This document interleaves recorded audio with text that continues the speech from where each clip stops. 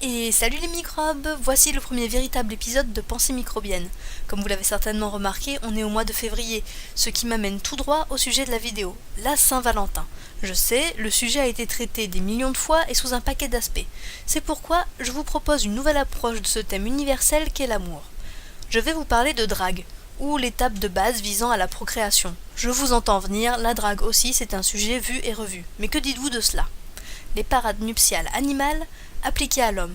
Un peu tordu, soit, mais je trouve cette façon de penser assez décalée. Vous ne voyez pas où je veux en venir ?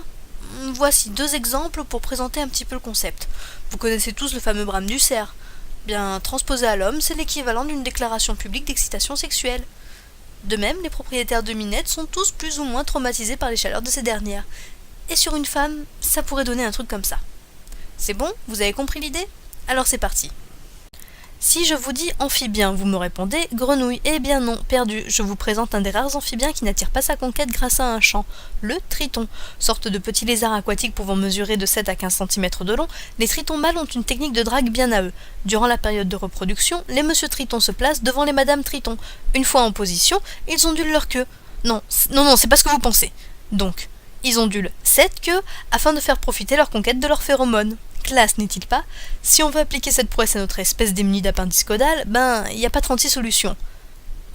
C'est goulayant. Avec ça, c'est sûr, il est possible de faire tomber toutes les filles. Ok, blague vaseuse, on passe à la suite. Notre deuxième sélectionné n'est autre que l'animal le plus visuellement incohérent de toute la création. L'ornithorynque, en effet, est un des seuls mammifères à pondre des œufs. Bon, là, je vous apprends rien. Mais en plus, ce canard castor allaite ses petits, sauf qu'il n'a pas de mamelles. Du coup, il suinte du lait. Oui, il nourrit sa progéniture par sudation lactée. Et c'est pas fini. Les mâles sont munis d'un aiguillon venimeux sur les pattes arrière, mais en plus ils ont un cri improbable.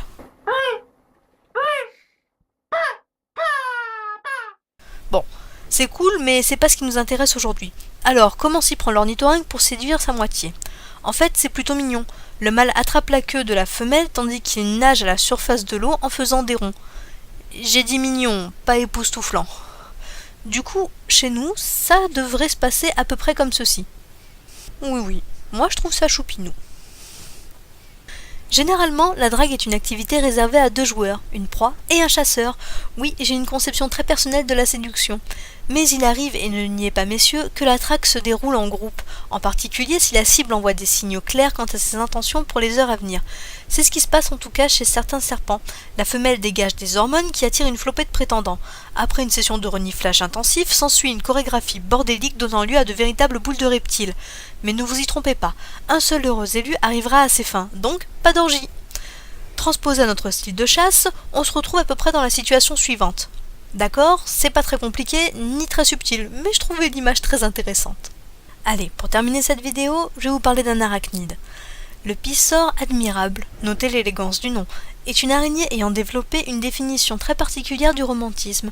En effet, comme c'est la coutume chez certains insectes, la femelle pisor a tendance à grignoter la caboche de son amant pendant l'acte. Ça donne faim mine de rien. Pour éviter de finir en casse-croûte, le mâle offre une petite proie, soigneusement empaquetée, à sa dulcinée. Pendant que madame déballe le présent, monsieur en profite pour assurer son affaire.